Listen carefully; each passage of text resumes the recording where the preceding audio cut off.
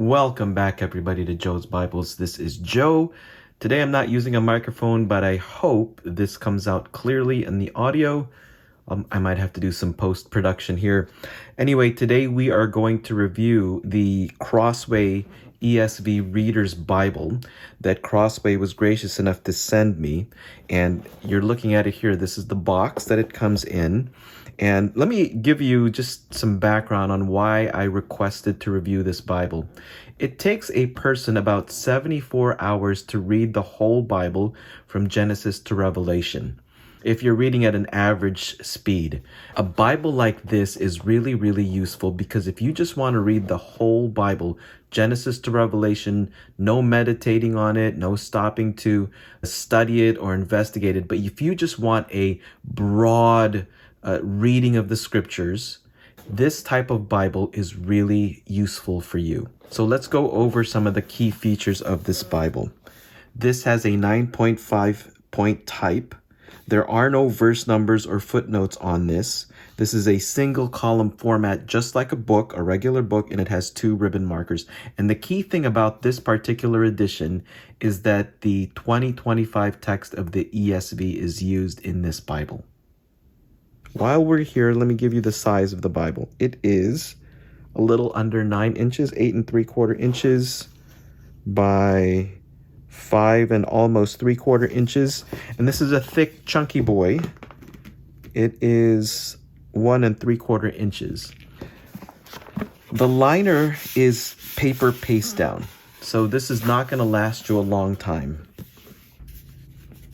Here's one narrow ribbon, brown, single-sided satin. Here's the other ribbon. Not great ribbons, but I am glad that there's at least 2 of them in this Bible. Perimeter stitching and then just this fancy stitching right here. You get the idea. Let me show you the copyright page to show you that this is indeed the 2025 text. And there you go, 2025 text, and it's printed in China. This is bare bones, has nothing in it other than the text of the scripture, other than the preface and the introduction. That's pretty much it inside this Bible. So let's go to chapter 1 of Genesis to give you an idea of what this looks like. My daughter started to play the piano. Anyway, here we are in Genesis chapter 1. Red accent for the book title, and then a red accent for the first letter, which is, well, you'll see where the other red accents are. Here is the spread. Let's turn to the spread. So the book and also the chapter number is on the outer edge of the spread. And then the page number is on the inside of the spread. And then here you can see, I'm going to move this up close. Here we see chapter 2. So the chapter number is in red, small, and also out of the way to give you a good reading experience. You can see there's ample margin all around there. So if you wanted to stop and just make a little note, excellent for that. But a book or any layout that has a lot of margin will allow you to read faster and give you just a gentle read because it's not as tense if you've got margins all around to the side. Like, for example, if the text goes all the way to the side or to the edge with very little margin, it makes you tense when you read it.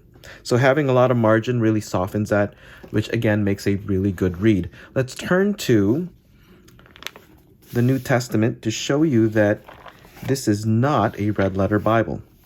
Here we are, Matthew chapter 5, chapter 6,